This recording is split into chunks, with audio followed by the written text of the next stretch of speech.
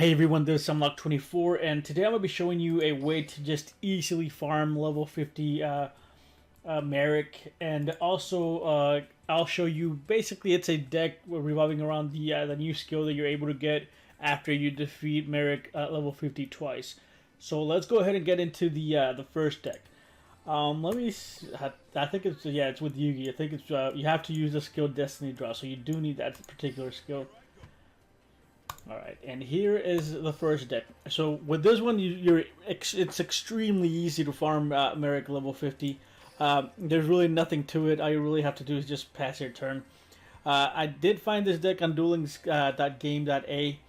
I'll leave if I remember, I'll leave a link in the description. But anyways, here it is. Running one Gravekeeper's Vassal, one Calico Clock Crow, two Planet Pathfinders, one Union Attack, one Enemy Controller, three Temple of the Mind's Eye, one Secret Passive Treasures, three Floodgate Trapholes, two Draining Shields, one Curse of Anubis, one Windstorm, and three Massivemorphs. So let's go ahead and get into the replay, and I'll kind of explain how it works, which there's really not much explanation to do because the deck is extremely simple. You basically just stall and then at the very end just win the game. Dual replays. Alright. So,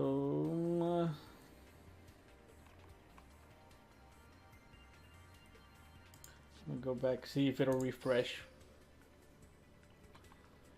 I guess I did play against a ton of Yami Mariks, but let's go ahead and get straight into the replay. And again, basically what you want to do is you want to floodgate trap when a monster comes out if you do have it.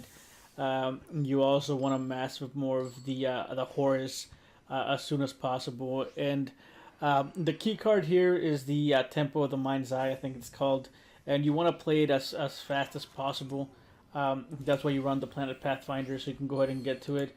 And then just any damage that you take is always going to be 1,000, even if you attack with Raw. And then since I did get Massivemorph, it's a huge plus. So I can go ahead and just Planet Pathfinder, activate the effect, get the Temple of the Mind's Eye, activate it, and then after this I can just pass turn. And here I floodgate trap with the what is it? Ra's Disciple. The attacks I still take 1,000, and I Draining Shield to gain 4,000. So I get another Planet Pathfinder. I just summon it so he doesn't attack with that. I take another 1,000, so I'm gonna be able to activate Destiny Draw. Destiny Draw, I'm able to go ahead and add another Massivemorph. That way he won't be able to attack basically with anyone. I Massivemorph the Raw, and at this point he can't attack. And from here on, you just basically keep on passing and passing. And you want to Massivemorph the Raw at least 2 times. That way you can just Enemy Controller during the very last turn. Take control of it. Then activate the Union Attack, and then the Secret Pass to the Treasure, and then just attack for game.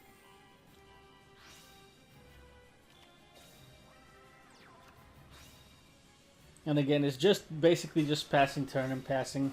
And the deck is extremely simple to use. It's really easy. There's really nothing to it. I know a lot of people are saying that it's really hard to beat Marik at level 50, but that's really not the case if you have the correct build. And here's another Massivemorph, just attaching it to Raw again.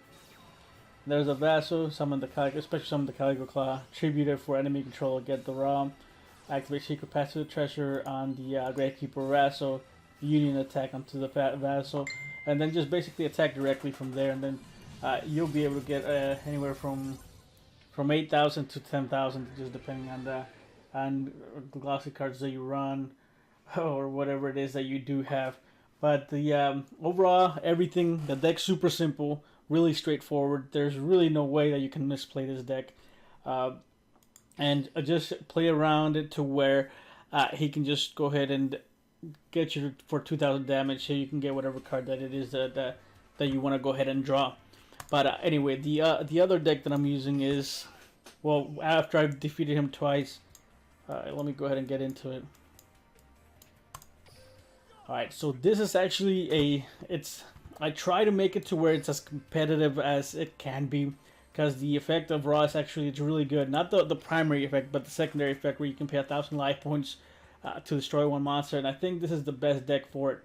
Now, I kind of wanted to play another 3 Tiles of the Brethren. I only had the 2. If you do have 3, take it out for maybe the other enemy controller, then just leave everything else the same. So for this particular deck, running 1 the Winged Dragon of Ra, because we only do have 1. 2 Geargia attackers, 3 Geargia Accelerator, and this is the key card of the deck, because you can go ahead and summon one of the other Geargias, then special summon this guy, special summon another one, then tribute for the for Ra. 2 Geargia Anchors, 2 Deep Divers to go ahead and get another wing to get the Winged Dragon of Ra, another one, but just to put it on top of your deck. 2 Geargia Arsenal, 2 Tiles of the Brethren, 2 enemy controllers, 2 Wall of Disruptions, 1 Curse of Anubis, and a Windstorm of Attack. But overall, the deck is it's fun and it's still competitive. And let me go ahead and show you. I'm playing in Platinum 2, I think. Oh, and I haven't claimed my Ultra for defeating Marik. I forgot to do that earlier. Alright, so Platinum Rank 2 is where I'm playing. I think I only recorded like 3 replays because I didn't want to get this video to just be like a 20-minute video like it usually ends up being, or like a 15-minute video. But anyway, here's the first replay. I'm playing against this War Phoenix guy. I'm not sure, don't remember what he's running.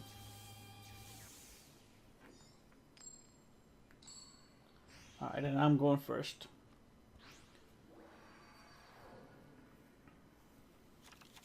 Alright, so draw. I did get a Deep Diver, so I just go ahead and set it. He just sets and sets. I go ahead and set the Geargia Anchor. He tributes, attacks the Deep Diver. Deep Diver activates to get a Ra. Ra goes to the top of the deck, so that means I'm gonna go ahead and be able to just summon it next turn with the Arsenal. So special summon both of them, and then here comes the Winged Dragon of Ra. So again, this deck it's able to summon the Winged Dragon of Ra extremely easy, as long as you can draw it. It does really depend a lot on you drawing the Winged Dragon of Ra, but if you don't draw it, you just straight out go for the Geargia side of the deck, and then just go from there. Inspection with Chain comes out, which I have an enemy controller, so it doesn't really matter. And then next turn I'm able to activate the Winged Dragon of Ra's effect again, destroy the monster, and then just basically attack for game.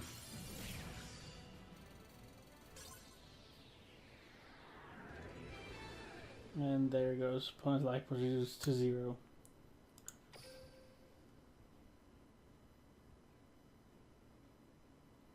Alright, the next one, I think this it wasn't a mirror match, but I think he was running the Winged Dragon of Ra too. There's a lot of people playing the Marik with the new skill that he just got, and the skill is that whenever you tribute the Winged Dragon of Ra, the Winged Dragon of Ra gets a gets the attack of all the monsters that you tributed for it, and the defense also, which is actually, it makes the entire thing just a little bit better. So again, Deep Diver gets destroyed. Get the Ra to the top of the deck.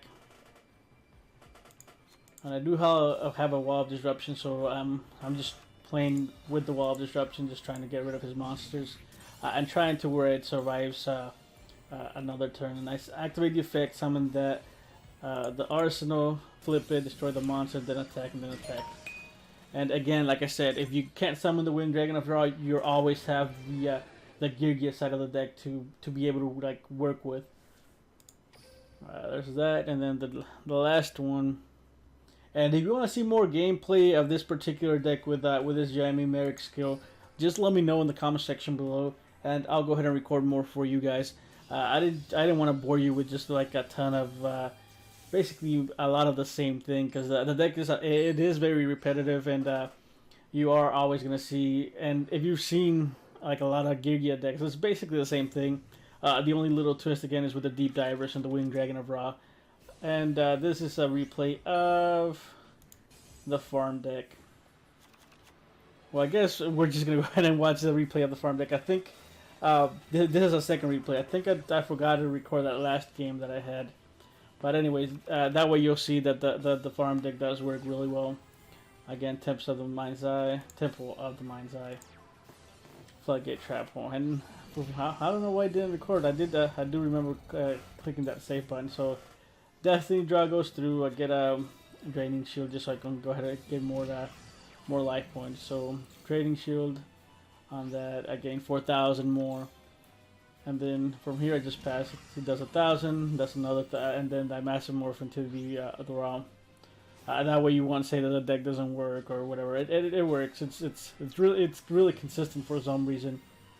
And then I Massivemorph the tomato. So at this point he can't really attack with anyone. And here is just a matter of passing. And let me know what you think about the audio. I actually what happened is I changed my setup a little bit. I bought a new desk, and I bought like a 10-foot cable that I was using with the microphone, and that was basically the only different change. And my voice sounded really distorted. Hopefully this fixes it. I can't hear what exactly it is I'm saying, so I'll figure out during the editing process to see if it was that cable. I went back to my original cable, and hopefully this fixes the distortion that was going on the voice. But again, I'm not too sure just yet if it'll fix it or not. It's kind of unfortunate because the 10-foot cable was really it was really out of the way. Whereas this short cable that came with the microphone is really tiny, and the microphone is basically on the other side of my desk, and I have to pull the microphone closer to me and then try to get it to the computer to where it's on the opposite side. So it's kind of, I was hoping that the 10-foot cable worked, but anyway, I guess we'll see if it's the cable that's distorted or if it's something in my software. But I've been trying to work around it, but I'm not really sure what's up with it. So we're about to see, I guess, if it was the cable or what it was. But anyway, let me go ahead and show you before I let you guys go where I'm at with the event. And then what all I farmed and everything. So I'm at 2,800, 2,000 or 2.8 million. I'm almost done. Just need to play a little bit more.